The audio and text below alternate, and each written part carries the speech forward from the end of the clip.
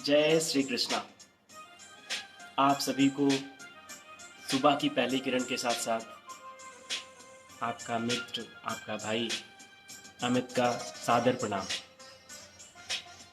आशा करता हूँ कि आपकी रात्रि भगवान श्री कृष्ण की कृपा से बहुत ही अच्छी गुजरी होगी और सुबह और आज का दिन और आने वाला हर एक दिन आपके जीवन में बहुत सारी खुशियाँ, बहुत सारी सकारात्मक ऊर्जा और बहुत सारा एक सफलता का मार्ग लेकर के आएगी। सुबह उठने का जो आनंद है ये रेगुलर बेसिस पे मैं तब ले पाता था जब मैं अपने विद्यार्थी जीवन में था।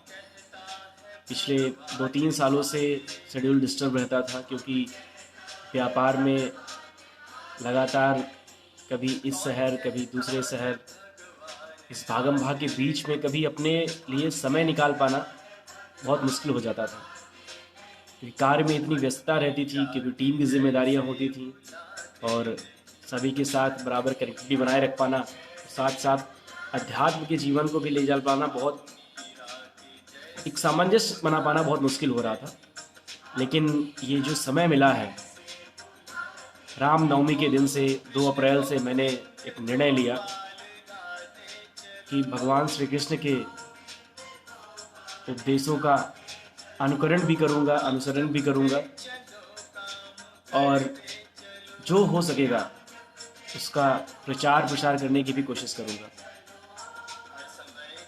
सबसे बड़ी बात कि फिर से मैं, जैसे मैंने कल बताया था आपको, कि मैं कोई कथाकारक नहीं हूँ,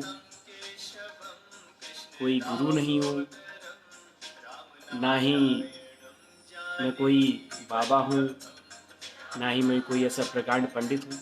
लेकिन पूर्व जन्मों के फलों के अनुसार जो मैंने गीता में पढ़ा कि इस जन्म में मुझे ब्राह्मण कुल में जन्म लेने का सौभाग्य प्राप्त हुआ, तो ब्राह्मण कुल में जन्म लेने के अनुसार ब्राह्मण का अपना एक कर्तव्य होता है कि वो ज्ञान के मार्ग पर चले और ज्ञान देने का कार्य ही करे। तो जिस प्रकार से भगवान परशुराम अपने जन्म से तो ब्राह्मण थे, लेकिन कर्म से वो क्षत्रिय हो गए थे, एंड देन बाद में फिर से उन्होंने ब्राह्मण का अपना धर्म अनुकरण करना प्रारंभ किया। विश्वामित्र जन्म से क्षत्रिय थे, लेकिन कर्म से उन्होंने जब तपस्या करके जब वो ऋषिवर बने तो उन्होंने ब्राह्मण कर्म को अपनाया। तो इस प्रकार से आप अपने कर्मों से जाने जाते हैं। आपका जन्म किस कुल में हुआ है ये महत्व नहीं रखता, आपके कर्म कितने, किस कुल के अनुसार हो रहे हैं, किस वर्ण के अनुसार हो रहे हैं, ये बहुत महत्व रखता है। जब आप गीता जैसे जैसे आप सुनते जाएंगे, समझते जाएंगे, आपको इन बातों का आपको अनुभव होगा, इन बातों पे आपको ज्ञान प्राप्त होगा। और मैंने भी, क्योंकि मैं कर्म से तो बहुत सारे कर्म, मैंने भाई व्यापार जगत से भी मैंने जुड़ा रहा, तो मैं वैश्य भी कहलाया। अपने घरों में साफ सफाई का काम, कहीं पे भी साफ सफाई का काम किया, स्वच्छता का काम फैलाने का काम किया, तो मैं शूद्र वर्ण में कार्य किया, पढ़ने लिखने का काम किया, पढ़ाने का कार्य किया, ब्राह्मण वर्ण का काम किया। कभी कुछ अनुचित होता हुआ देखा, उसमें अगर लड़ाइयाँ लड़ी तो क्षत्रिय धर्म का अनुपालन किया। तो इस प्रकार से एक मनुष्य जो है अपने जीवन में हर तरह के वर्णों का कर्म अनुसरण करता है। आज एक ब्राह्मण धर्म के अनुसार जो मैंने एक नई प्रेरणा ली है कि अपने जीवन में धनार्जन करने के लिए, क्योंकि अगर आप भौतिक जीवन में हैं तो आपके लिए धनार्जन करना भी बहुत आवश्यक है। उसके लिए तो मैं अपने व्यापारिक जगत के गुरु डॉक्टर विवेक बिंद्रा सर का अनुसरण कर ही रहा हूँ। उनके ऑर्गेनाइजेशन के साथ जुड़ करके उनके ज्ञान को भी प्रसारित करने का काम कर रहा हूँ। साथ ही साथ अपने ब्राह्मण धर्म के अनुसार श्रीमद् भगवत गीता का पठन पाठन करने के साथ साथ इन वीडियोस के माध्यम से सिर्फ इस ज्ञान को लोगों तक पहुंचाने का कार्य मैं कर रहा हूं। तो बस यही चीज़ें हैं कि हम जितना अच्छा कर पाएं अपने इस जीवन काल में, ये बहुत इम्पोर्टेंट होता है। तो अभी समय है हमारे पास, मैं आप सभी से यही अनुरोध करूंगा कि अपने लक्ष्य क्लियर करिए, अपने भौतिक जगत के साथ साथ अपने आध्यात्मिक जगत को भी कुछ अच्छा बनाइए। कर्म, कभी कभी आप देखते होंगे, आप कहते हैं कि मैं तो कर्म बहुत अच्छे कर रहा हूँ, बहुत अच्छा काम कर रहा हूँ, कभी किसी को कष्ट नहीं पहुँचाता, कभी किसी के साथ कोई गलत कार्य नहीं करता। ऐसा मेरे भी जीवन में होता था। मैं कभी कभी सब कुछ अच्छा कर रहा होता हूँ, लेकिन फिर भी मेरे साथ अनुचित होता है। फिर मुझे क्रोध आता है, फिर क्रोध के अनुसार मेरे द्वारा और गलत चीज़ें होना शुरू होती है। किसी का मैं दिल दुखा देता हूँ, कभी किसी से गुस्से में कुछ बोल देता हूँ। तो मुझे लगा कि ये चीज़ें गलत हो रही हैं कहीं ना कहीं। क्रोध, मोह, लोभ, ईर्ष्या, ये सब चीज़ें इंसान के जीवन का बहुत बड़ा शत्रु है। तो इस शत्रुता पे विजय कैसी पाई जा सकती है? वो तभी पाई जा सकती है जब आपको उचित ज्ञान प्राप्त हो जाए। तो धीरे धीरे उस ज्ञान के मार्ग पर ही मैं बढ़ चला हूँ, और स्वयं से ये मैं आशा करता हूँ कि धीरे धीरे इन सारी बुराइयों पर विजय प्राप्त करूँगा। जीवन में हर एक इंसान को इन चीज़ों पे कंट्रोल करने का प्रयास करना चाहिए, क्योंकि अगर आपका इन पे कंट्रोल नहीं है तो आप कितने भी अच्छे इंसान हैं, आपके साथ गलतियां ज़रूर होंगी।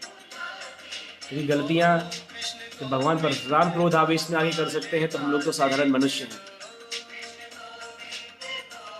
तो सिर्फ यही कि अभी तक मेरी वजह से मेरे जीवन में मुझसे मेरे बराबर, मेरे समकक्ष, या मुझसे अग्रज या मुझसे अनुज, जो भी मेरे बड़े छोटे अपने पराए, जिनका भी कभी मेरे किसी भी वजह से अगर कभी दिल दुखा हो, कभी उनको कोई चीज़ मेरी बुरी लगी हो, सबसे पहले तो उन सभी से मेरी हाथ जोड़ करके क्षमा याचना है। और सबसे बड़ी बात, मेरे दिल में जब से मैंने गीता का अध्ययन बहुत ही श्रद्धा से करना शुरू किया और उसको पालन करना भी शुरू किया, मेरे हृदय से किसी के भी प्रति जो नाराज़गी थी, जो बुराइयां थी, जो क्रोध की वजह से जो कभी उनसे कुछ गलतियां हुई, कभी मुझसे कुछ गलतियां हुई, तो जो एक वैमनस्य था वो समाप्त हो चुका है मेरे लिए। इस जीवन में, मेरे इस जन्म में, तो जितने भी लोगों को मैं जानता हूँ, सभी के प्रति ना कोई द्वेष है, ना कोई ईर्ष्या है, ना ही कोई वैमनस्य की भावना है। सभी से प्रेम है, सभी से अच्छा संबंध है। सभी को मैं अपना इस सांसारिक जगत का अपना किसी न किसी एक अच्छे रिश्ते में देखता हूँ। और आप सभी के लिए ईश्वर से यही मेरी प्रार्थना है कि आप अपने जीवन में जहाँ भी जिस उद्देश्य के लिए हो, उस उद्देश्य को प्राप्त करें, एक अच्छे इंसान बने और जीवन में हमेशा खुश रहें। चलिए फिर अपने लक्ष्य की तरफ बढ़ते हैं, उस कथा की तरफ बढ़ते हैं, उस गीता के उद्देश्यों की तरफ बढ़ते हैं। कल मैंने आपको पहला श्लोक के माध्यम से ये बताने का प्रयास किया, ओम अज्ञानतिमिरान्धस्य ज्ञानाञ्जनशलाकया चक्षुरुन्मीलितं येन तस्मै श्री गुरुवे नमः। श्री चैतन्यो मनोभीष्टं स्थापितं येन भूतले स्वयं रूपः कदा महितं तदाति स्वपदान्तिकम्। मैं घोर अज्ञान के अंधकार में उत्पन्न हुआ था और मेरे गुरु ने अपने ज्ञान रूपी प्रकाश से मेरी आंखें खोल दी। मैं उन्हें सादर नमस्कार करता हूँ।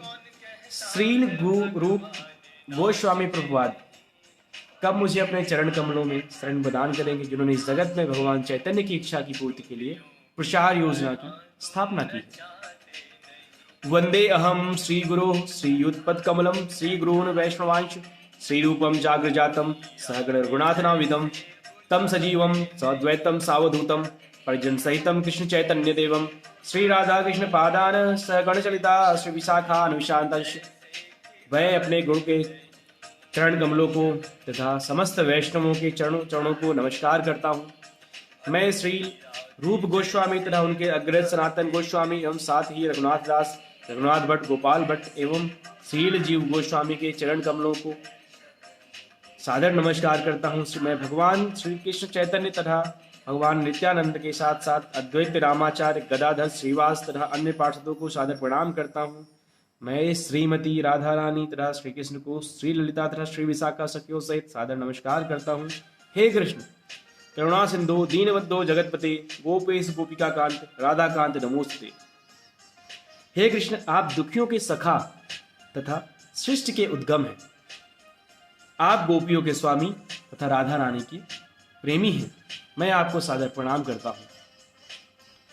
तत्कांचन गौरांगिनी राधे वृंदावनेश्वरी वृषभानो शेते देवी प्रणमामि हरिप्रिय।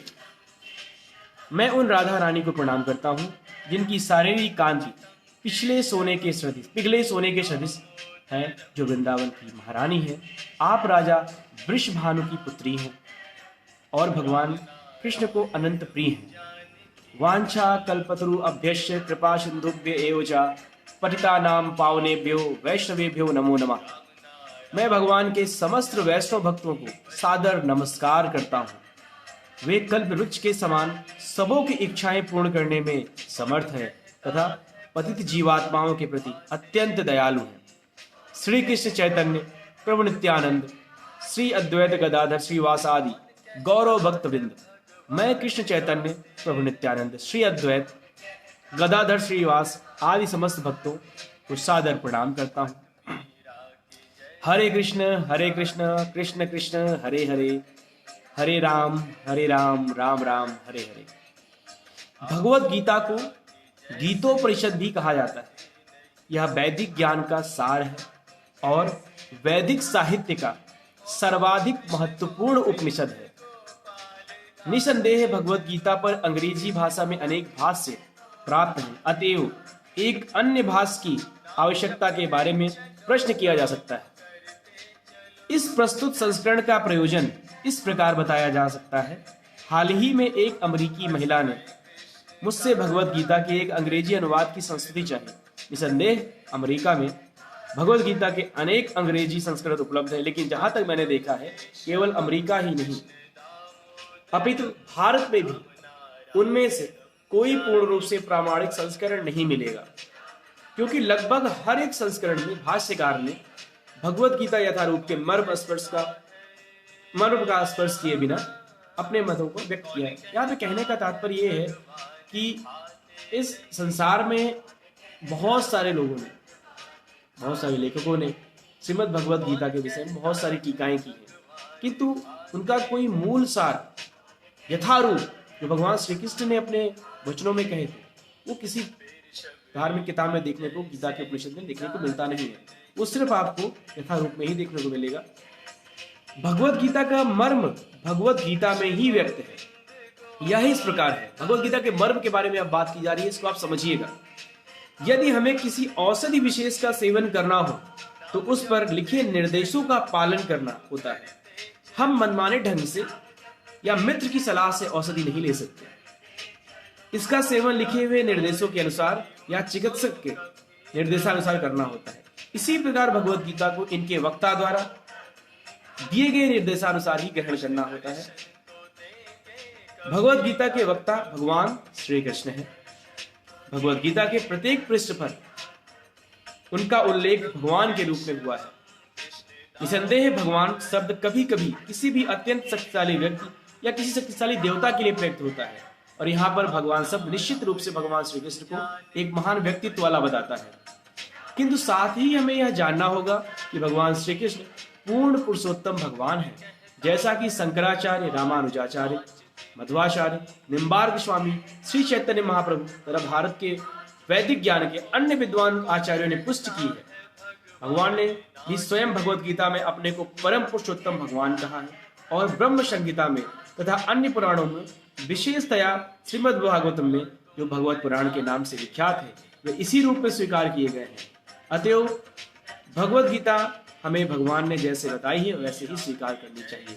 भगवत गीता के चतुर्थ अध्याय में तीसरे श्लोक में भगवान कहते हैं, इमं विश्वते योगम प्रोक्तवान हम व्ययम विवस्वान मनवे प्राह मुनिरक्षवाक अब्रवीवै एवं परंपरा प्राप्तिमं राजश्रयो विदु सा कालेने महता योगो नष्टः परन्तप सा एवायं मया तेद्य योगः प्रोक्ता पुरातनः भक्तोऽसि मे सखा चेति रहस्यम त्रयोदुत्तरम्। यहाँ पर भगवान अर्जुन को सूचित करते हैं कि भगवत गीता की यह योग पद्धति सर्वप्रथम सूर्यदेव को बताई गई। सूर्यदेव ने इसे मनु को बताया और मनु ने इसे इक्ष्वाकु को बताया। इस प्रकार गुरु परंपरा द्वारा यह योग पद्धति एक वक्ता से दूसरे वक्ता तक पहुंचती रही, लेकिन कालांतरी में यह छिन्न भिन्न हो गई। फलस्वरूप भगवान को इसे फिर से बताना पड़ रहा है, इस बार अर्जुन को कुरुक्षेत्र के युद्ध स्थल में।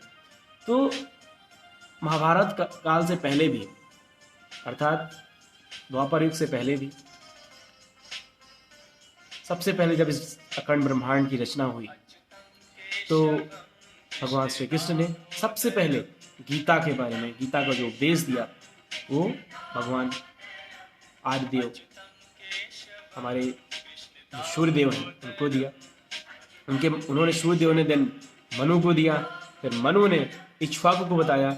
लेकिन अभी फिलहाल कुछ समय से जो है द्वापर युग से पहले ये व्यवस्था जो थी गुरुपदेश के माध्यम से, ये बीच में कहीं असफल हुई और फिर से भगवान श्री कृष्ण को इसको अर्जुन के माध्यम से इसको आगे बढ़ाना पड़ा।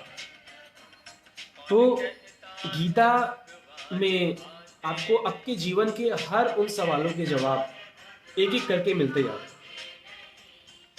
अब यहाँ पे वीडियो के माध्यम से आपसे बातचीत करने का एक सीधा सा मकसद ये है कि हम अपने जीवन इतने ज्यादा व्यस्त हैं कि अपनी धर्म, अपनी संस्कृति, अपने संस्कार, अपने सदाचार, अपने आचार आचरण, अपने आहार विहार का ना ही हम सही से कभी अध्ययन कर पाते हैं, ना ही उसके बारे में चिंतन मनन कर पाते हैं, ना ही उसके बारे में ज्ञान प्राप्त कर पाते हैं। तो जो कोई भी ऐसे ही अज्ञानी पुरुष हमें अपनी बातों में मोड़ कर देता है, अपने बातों में हमें कहीं भी भ्रमित कर देता है, हम उसी का अनुकरण करने लग जाते हैं। मैं यहाँ पे कोई खुद का कोई बाबा गुरु ये बन के नहीं आया हूँ, ना मैं आपसे कभी ऐसी कोई बात करना चाहता हूँ, क्योंकि मैं कभी इन सब चीज़ों पे खुदापूर्ण विश्वास नहीं करता कि गुरु उसी को मानना चाहिए जो सच में ज्ञानी हो। तो सच में हम गुरु का मतलब क्या होता है? जो हमें अंधकार से प्रकाश की ओर लेकर के जाए, वही गुरु कहलाता है। तो हमने तो अपना गुरु बनाया श्री कृष्ण भगवान, उनको अपना सखा, अपना सब कुछ माना, और ये हमारे जो श्री कृष्ण भगवान जी हैं जो हमारे आराध्य हैं, उन्हीं की ज्ञान को मैं आपके सामने परोक्ष रूप में रख रहा हूँ, जिसका अनुसरण करके आप सिर्फ वीडियो के माध्यम से आप सभी बहुत सारा वक्त जो अपना टाइम है, वक्त है जो है वो सोशल मीडिया पे, डिजिटल प्लेटफॉर्म पे व्यतीत करते हैं। कहीं ना कहीं अगर मेरे इस वीडियो के माध्यम से किसी के भी जीवन में, किसी एक भी वीडियो के माध्यम से कोई एक भी अगर अच्छा परिवर्तन आता है, तो मेरे वीडियो बनाने का जो उद्देश्य है वो सफल होगा। तो अभी के ये वीडियो में बस इतना ही, फिर मिलेंगे आपसे दूसरे वीडियो में कुछ समय के बाद। तब तक के लिए जय श्री कृष्ण। ओम नमो भगवते वासुदेवाय।